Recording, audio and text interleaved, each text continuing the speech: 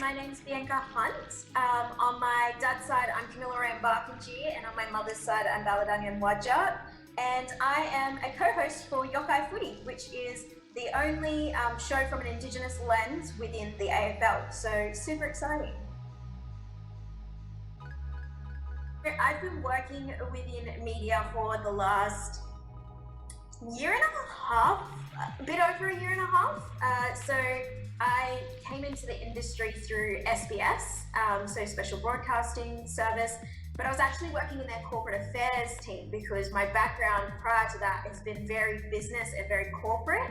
And then towards the end of my year, last year, I was asked to audition for Yokai Footy. So I've only been an on-screen talent for the last, since like March, so not long. First season of a show. Right now I kind of have a split kind of role. So I work in the AFL media team as a production coordinator. A lot of the work that I do is behind a kind of screen, helping with call sheets, lots of admin, to be honest. It's been a lot more than I'm used to. My day-to-day could change. It's really based off what the production team need, our editors, all that sort of stuff. But for Yokai, that's very different. Pretty much my day-to-day would be on a shooting day. I get up, I have my scripts to go through, I have my rundown to go through. The rundown essentially just tells you what's happening throughout the show. We have a 30-minute show, so there's 3 parts to it, and they all kind of have their own elements. So I have to be prepared for each one of those parts within the show, and in order to do that, I have to go across all of the things we're going to talk about. So I do that normally during the day. I have conversations with our writer, our producers, and then when I get into the studio, what I'll normally do is go straight into hair and makeup. I'll get my hair and makeup done, and that's when I'm kind of going over my script as well, if I can, and run down and having more conversations with the other guys that work on the show. And then we'll go to a kind of big round table with all of the crew in the production team. So yeah, we'll have a conversation, we'll go through what's happening throughout the show as a team, make sure it's all cohesive. Then we'll have kind of dinner, then we'll come back and we'll go through our script. And then we're pretty much getting into wardrobe. We'll go with our stylist, we'll get changed, we'll get ready, we'll do a couple of promos, and then we head into the studio, which is when lights, camera, action happens. And so it's a lot that kind of goes into a day for a shooting day. It's quite exhausting. You kind of do want to start your day a little bit slower because yeah, the energy towards the end of the day, we start filming at 8 p.m. So it's a late sort of time in that, yeah, you don't really come off the high of a show until later that night. So a lot of the time after a shoot, I don't fall asleep until at least midnight. So yeah, that's an average day for a co-host for Yokai, for me anyway. One thing I love about what I do within media is that I can be myself. I think that was the biggest thing that I said to myself coming into this opportunity when I was offered to be the co-host of Yokai Footy, was to genuinely be myself. It's an industry where compromises can happen if you're not fully true to yourself. But I also did say, like, I could be in this industry for a year, I could be in it for the rest of my life, but I want to make sure that I'm making a difference. So I think being in this space, being one of a handful of Indigenous people that do work within media, I really just want to make sure that I am staying very true to myself, but also ensuring that I'm making community happy within, you know, all of the sort of opportunities I get, because it's very rare to be in this space and I definitely don't take it for granted. So I love being able to, you know, have yarns with players as well, like being able to work with some of the greatest players of all time within the AFL. Like one of my co-hosts is Daryl White, and he's like a 3-time premiership player. He was amazing when I was a kid, and now I get to sit alongside him on a show, which is absolutely insane, especially if you've grown up loving kind of the sport or the area that you're kind of working in. There's kind of skills or qualifications or experience that you need. I, to be honest, feel like it varies. I don't think anyone in the media right now has the exact same journey or pathway to get them into that space. So I think it really does vary on the person, and I guess the way that you approach it. For me, I never, ever in a million years imagined myself being on a screen, because I never saw myself on a screen. Growing up, there was nearly none. There was, amazing talent like your Ernie Dingos, your Stan Grants of the world. Also acknowledging that they're men. So for me, growing up, seeing an Aboriginal woman on a screen would have been pinnacle for me to actually think, you know what, I can be that. I can be in that space and I can hold that space. But that to me wasn't shown growing up. So yeah, I think that was really quite difficult. So I never really imagined myself being on screen, whether it was being in acting or in media or as a whatever that is, just didn't think about it. So to be honest, I kind of grew up wanting to be initially a musician. I wanted to be a teacher. I wanted to do that sort of side of things. Then I was like, I want to be a dancer. My stuff has always been within performing arts.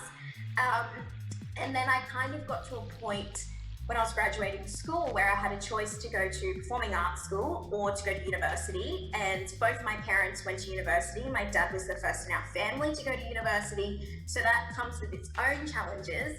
And mum followed not too long after that. And, they showed me that an education was important because they only went to around grade 10, which isn't unfamiliar for especially people in, mob and their kind of generation as well. But to have two Aboriginal parents that have university qualifications growing up was a very different thing, because I had non-Indigenous friends that didn't have, like their parents didn't have university qualifications. So I was quite unique, but I saw the value in a university qualification. So I decided to go to uni instead of performing arts. Because in reality, growing up, we didn't have the money to afford to put me into dancing school or music school or whatever that is, and also to be able to allow my brother to go and do sports. So you've got two different things, and sacrifices do have to be made. So I ultimately made that decision to go into uni, and I studied a dual degree. So I did a Bachelor in Business Management and a Bachelor of Creative Industries in Entertainment Industries. So ultimately, I made the decision that I didn't want to be on this stage. I wanted to create a stage for others to be on. Weirdly enough, I ended up on a stage in the sense of being on a screen, but that those degrees complement each other so well, because the business side allowed me to understand how to hold my own within a corporate space and a corporate environment, and to also know how to have those conversations that I need to have in order to represent myself, which ultimately has kind of happened. And then the entertainment degree allowed me to understand the breadth within the entertainment realm. So I did script writing, news writing, film and TV. I literally did all of the different things within entertainment that has weirdly positioned me into a space where I am now in media.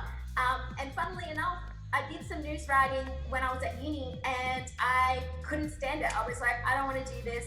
And now I am within media. But yeah, I think it really does depend on what you kind of want to do. My journey has kind of just put me into this sort of space where I found that I have a voice that is valued and should be heard, like a lot of our mob do.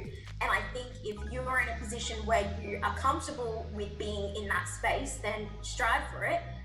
But also know that, like, when I was at uni, I was working for corporate Australia. I was working for Combank in Sydney, and doing all sorts of different things within corporate Australia. And then I was working in not-for-profit within the Indigenous space. And then I was doing stuff within youth parliament. Like, it all varies. It's all very different. And I think it just depends on, I guess, where you want to go. The advice I'd give for job seekers within this industry is, it's not going to be like anything. Like, I think this is just in general, it's never going to be a straight line when it comes to your career. Literally take every zigzag possible in order to get to your end goal, and don't think that that's deterring you from your end goal. Going sideways and like going up and then out somewhere, I think it's ultimately going to get you there. If you really believe you can do it, you will. For me, I mean, I started working in a corporate environment. I was working at Commonwealth Bank, and I was doing a lot more of the, you know, businessy sort of things. That's where my kind of journey did start. And then ultimately went into the not-for-profit space, working in an Indigenous organisation, and that was from a leadership capacity. So again, very different, and it took a lot more different skill set. But at the same time, I was a leader within that organisation, so I had to get people used to hearing my voice and leading with vision. And I think that was a reason why media kind of worked with me. It's easy to say that I'm the most introverted extrovert you could meet. A lot of people see my confidence and think, oh, she's so confident. I trained myself to be like this. So I think there's different ways that you can look at it. If you can see yourself right now and think, oh, my personality might not be the right match for it, really hone into the skill set that you already have and see what you can bring out of that, what you can draw out of that. It's always good to see where you're currently at in order to get to where you're going. And I think for me, I had to get used to being in front of big audiences very quickly.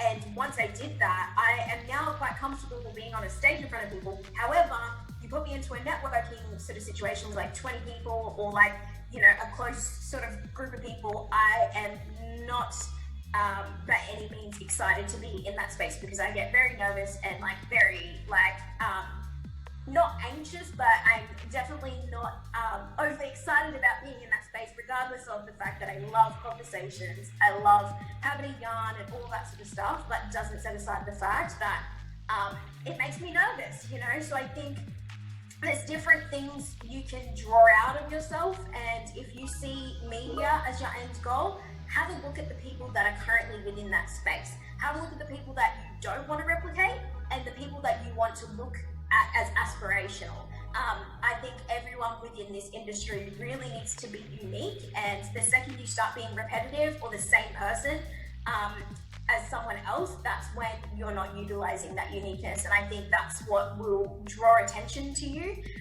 The thing for me is I don't want to be seen as someone that has a news reporter voice. It's been a very big thing for me. I can't do it, I've tried, but I kind of want to see that personality a little bit more. So if you can see the different people that are within this space, they can be Indigenous, they might not be Indigenous. You have to also acknowledge that we don't have a crazy amount of people within this space that are Indigenous, so it's okay to draw from those other people, but just know that if you are taking on jobs here and there, it's not a bad thing. It will get you there in the end. You just got to really believe that you can get there.